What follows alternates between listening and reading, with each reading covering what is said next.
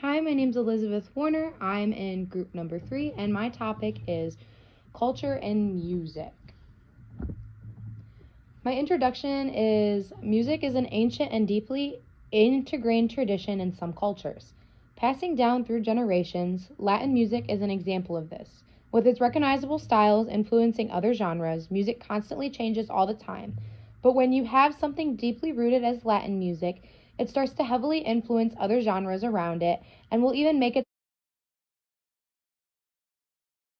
own subgenres.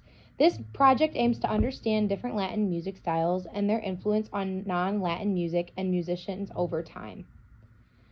My research questions were: what are the origins of Latin music, and how has Latin music influenced other genres? My learning outcomes are to better understand music styles/instrumentation and to help understand music's importance in the Latino culture. My first research finding was an article by Carol A. Hess, and it was Aaron Copland in the Latin America Music and Cultural Politics, Music in the American Life. Aaron Copland had a respect for Latin American composers and sometimes taking inspiration from their music. Copland would sometimes study Latin music. He was a citizen diplomat and was exceptionally good at writing traditional American music. He talks about contributions to the jazz community and how Copland did that with the help of Latin American music. I have been in the university's symphonic band, and I've played music by Aaron Copland. He's a very good traditional American writer. I played his traditional American music, but after this I went and I looked at some of his jazz pieces, and I think it's really cool how he went and he took different kinds of contributions from other jazz Latino artists and kind of integrated that into a different kind of music and went out of his comfort zone. My second research finding is by Kim Kattery, and it's Building the Pan-Latino Unity in the United States Through Music, an exploration of commonalities between salsa and reggaeton. Salsa and reggaeton are two different Latin styles of music that are kind of similar, but they rooted from each other. In the tour of LA attracted a very large, diverse group of Latino people, highlighting popularity of reggaeton across the United States, Cuba, and Puerto Rico. Musicians have blended salsa and Venezuela with their own genre and traditions. This has made the pan-Latino music of today.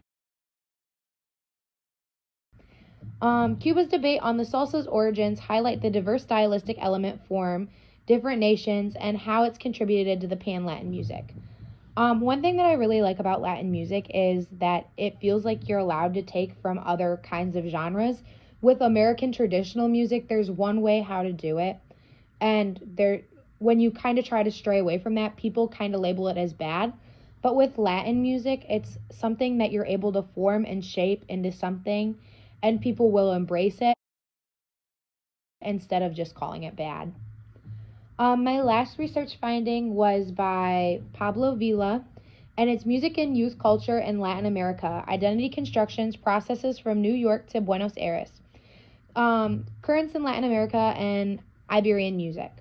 When Latino children are involved with traditional music, it can sometimes help them feel more in touch with their culture, and it can help them express themselves. By helping these kids explore all of different genres, it's helped them construct their special identification, all while participating in the New York City jazz scene.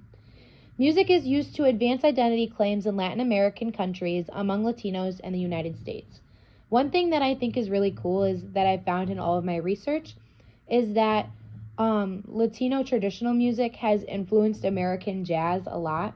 I've played in a various amount of jazz bands, and I always get really excited whenever I've gotten to play like a Latino piece because I always know that it's going to be really fun and upbeat. And the instrumentation is always so different, and they'll pull out some of the coolest instruments that I didn't even know existed.